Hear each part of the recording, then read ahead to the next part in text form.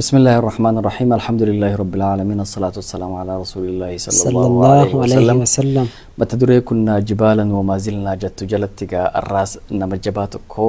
سينا نما سينا إسلام خيست أشارة غاري كلمة فتي الدبريت كتبنا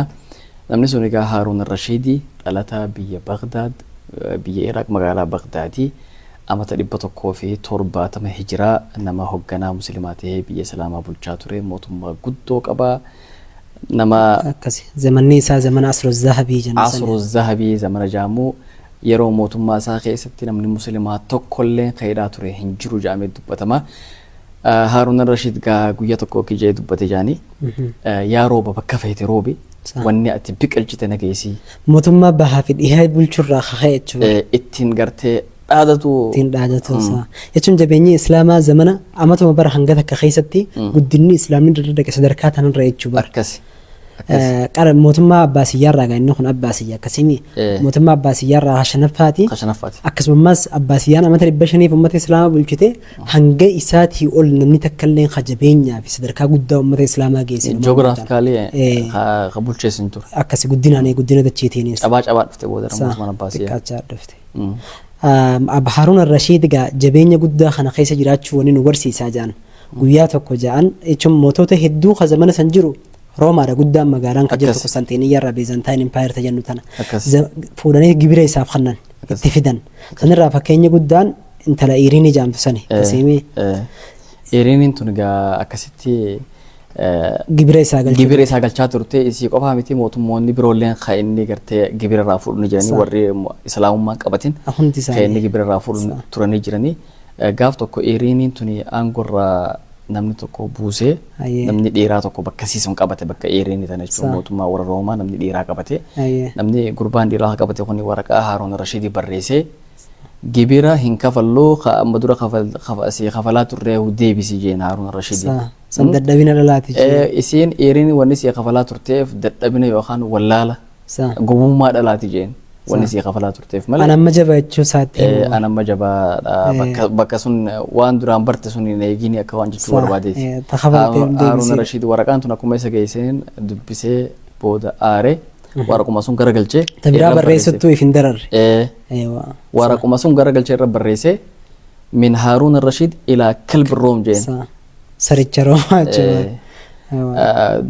deebisaan akka ati dhageysu osoo hin taane akka ati agartu jeen waraana fideetumaan hulaatee jalatti erkitaadha akkasi booda Haaruun Rashid gaa waraqaa sun ergee waraqaa sun jalaas waraana qopheessee ifii ka'ee dhaqee jechuudha waggaa inni naannoo Qosxonxiniyaa kana dhaqu namtichi waraqaa deebiseetti barreessee lakkii gibran hin kafalaa dhiifama naa godhi jee waan jee sun irraa deebi'e jechuudha booda Haaruun Rashid if duuba deebi'ee Bagdaaditti deebi'ee eeganaa namtichi ammaas baallama diige hin kafalu jee amalli isaanii an baalluma diigaa oolu akkasitti booda Haaruun Rashid achii deebi'ee waraana qopheessee tana booda yoo inni dhiifama gaafatees hin godhuuf jecha dhaqee akkasitti cabsee waraana gara 40 olirraa ajjeese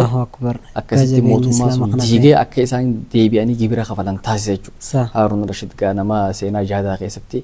nama jabaa nama jihada irraa ifoo dandeebine seenaa isaa keessatti gaa ama tokko hajjii godhaa ama tokko jihada godhaa ama tokko hajjii godhaa akkasitti oofaa ture mujaahidaasi aabidaasi jechuudha aabidaasi halkan dhaabbataa bulaa guyyaa sommanaa oola nama akka quraana qaroo ture akkasii aan dhuga qacollatti hedduu rabbiin gartee oggaanii fi ati isa qabattee rabbi illee gartee waan duniyaa si laaffisa jechuu bara akkasuma zamana isaa keessatti jaawwanni guddaan inni ummata islaamaatiif godhe hawaasa islaamaa guutuu barnoota deebise akka isaan sammuun guddatan godhe akkas biyya Bagdaad magaalaa Bagdaad keessatti Beet al-Hikmaa jee laayibrarii guddoo kitaabota miliyoonaan lakkaa'amu achi keessa galchee zamana kitaabni harkaan barreeffamu jechuudha laayibrarii guddoo achi keessatti qopheessee booda laayibariin sun gaafa mootummaa Mogol gaafa mootummaa hoolaa qofaatu cabsanii kitaabicha keessaa guuranii laga furaatiin naqanii lagni hanga gurraachuu kararaa jijjiirame hoddommina kitaaba achi keessaa lagatti naqameerraa lagni gurraachuu jaan Haaruun Rashid gaa seenaa akkanaa qabaa ammallee zamana Haaruun Rashid keessa mootummoonni warri hin amanin jechuudha mootummoonni akka Roomaa faan Hindiin faan Chaayinaan faan imbaasii qabaachaa turan hariiroo biyyoota dippiloomaasii jechuudha dippiloomaasii sun qabaachaa turanii gaaf tokko warri French kuni keessummaa ergatanii waa'ee daldalaa irratti waa'ee hedduu irratti waa'ee barnootaa irrattis akkas mootichi zeeroo sanii shaarlamaan kajaamu tokko barnoota qaban wal jijjiiruu irratti Haaruun Rashiid wajjin walii galtee godhanii Haaruun Rashiid bira dhufanii Haaruun Rashiid hoggaa marii isaanii sun fixee hoggaa marii goolaban booda waan tokko hadiyyaa kanneef kannaa tokko kanneefi kannaa sun gariin waan akka fakkii bineensotaati arba guddaa fa'aa waan akkasiiti gariin ammoo waan akka uffataa fi kitaabota fa'aa ammallee sa'aata akka kanneef jara suniif zamana za'aan numaa waan tolan jechuudha addunyaa hin arkine ganaa islaamaa dura tolchee jechuudha akkasi sa'aan sun gaa hoggaa guyyaa walakkaa geesse akka malee lallabdi akkama hanga fardii masaraa mootummaa keessaa dheeyisee cawutti hangas takka lallabdii warri roomaa gaa fuudhee sa'a san fuudhee hoggaa biyya isaaniitti galchuu dhaabbatanii ilaalaa turan falfala nu godhe Haaruun Rashiid wanti tun falfala malee namni akkamii waan akkanaa hojjete jaanii dukkana isaan keessa turan jechuudha kun dukkana isaan keessa turanii fi ifa uummanni musliimaa keessa ture agarsiisa nuti barnootaan isaan dursaa ture akkasi Haaruun zamanni isaa zamana jabaa akkatti uummanni islaamaa keessatti jabaate kana ta'uudhaa wajjin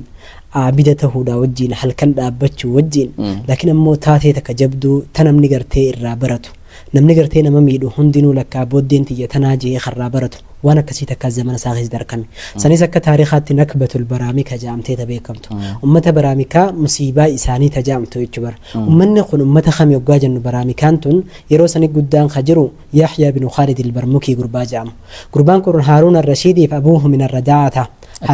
gartee jaartii isaati harmaluuge akka abbaa isaa jechuudha fira aangoo gaafa qabatu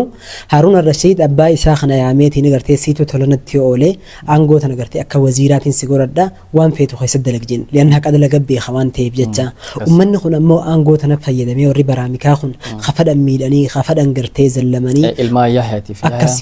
Fadlii fi Jaafar jaanii ilmaan qaba hundi isaaniitu badii dalagan badii adda addaa facaasan jaan laakiin ammoo gaariin isaan dalaganis akkasuma jiraachuu wajjin zulmii isaan dalaganiitu heddummaati guyyaa tokko Haaruun Rashiid oggaa hajjiidhaa deebi'e jaan ajaja labse labsiin inni labse maali wanni baraamikaa taate dhiirti taate guutuu fixaaji osoo tokko nan bifne hunda isaanii qabaniitiin ja'an duba mana hidhaa walitti qabanii hunda ajjeesuudhaaf kaan fixanii kaan gartee gatanii borumtaa isaa abbaa fi ilmaan lama qofaatu hafe Yahyaa fi Jaafar jechuudha guddaan taatee wanni tun itti dalage jaan ummata baraamikaa kanaatu ilma Hussein bin Ali Hussein akhaa ta'uuf Muusaa al-Kaadim ajjeese jaan laakiin ammoo Haaruun Rashiid sababaan isaan itti ajjeese osoo qubni xiyya kunuu beekutee firraa hin muraje jechuun namni takka hin beeku jechuu Haaruun malee waan ta'in jechuu bara oggaa kana oggaa mana hidhaa keessatti walitti qabaman ilmi gartee Yahyaadhaa Fadli khajaamu sayaa abbaa jeen qalee qananii keessa turre gammachuu keessa turre nama bulchuu turre ni ajajni keenya ni dhagayama arraan mooduu of deemnaa xiqqeenya dila kana maaltu nuuf fide jennaan yaa ilma keenya dhageehi jeen da'watu madluumin sarat bileylin barqun du'aa'ii nama zallamamee jee kanutti gartee harka rabbitti ol qabatan kan nuti rafu jirru immoo rabbiin gartee irraa hin dagatin nuti irraa daganne tanaatu nutti qeebalamee akkanatti dhumne jee duba hunda isaanii akkasitti Haaruun Rashiid fixe haati ijoollee tanaa jaan iidattee aantu gartee haateen nama kadhachuu seente oggaa kana yaa ummal Fadli mee gartee gammachuu fi gaarii duraan keessa turtan bal'ina bara dabree nu himi jennaan iiduma dabre ta bara dabree jette duba fooxaan ammatatti uffadhee deemu jette halluu 300 irraa tolchamte warra mootii turanii akka barbaadanii masaraa Haaruun Rashiid tana seenanii bahaa turanii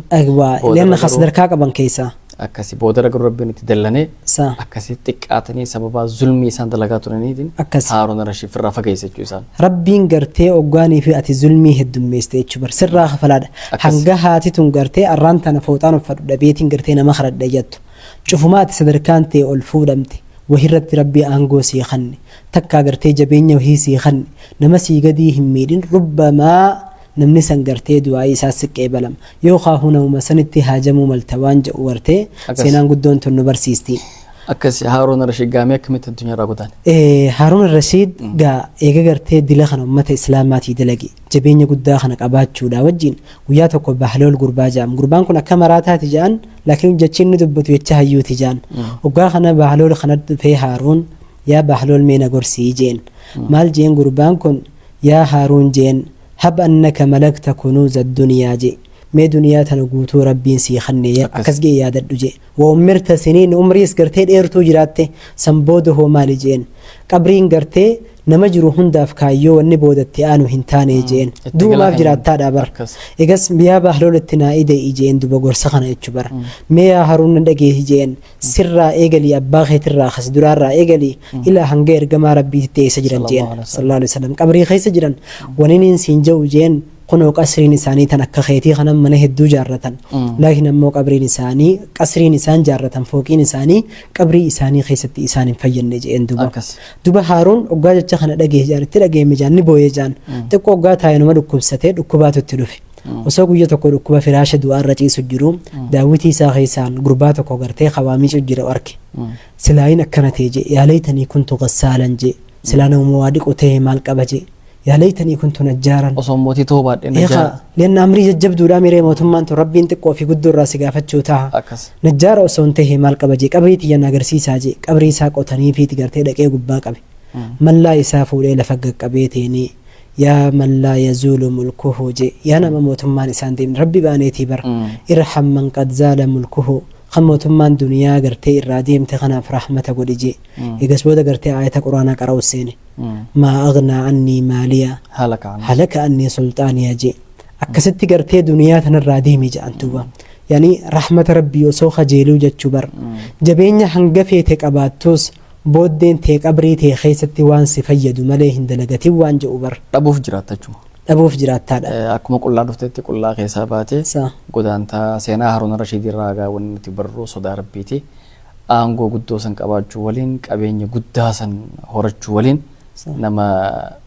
diin irraan fagaanne ture nama ibaadaa irraan fagaanne ture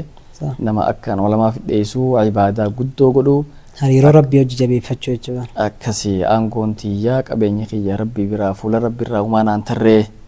maal naa tarteetu maal bu'aa qabdi akka waan jechuu barbaadeeti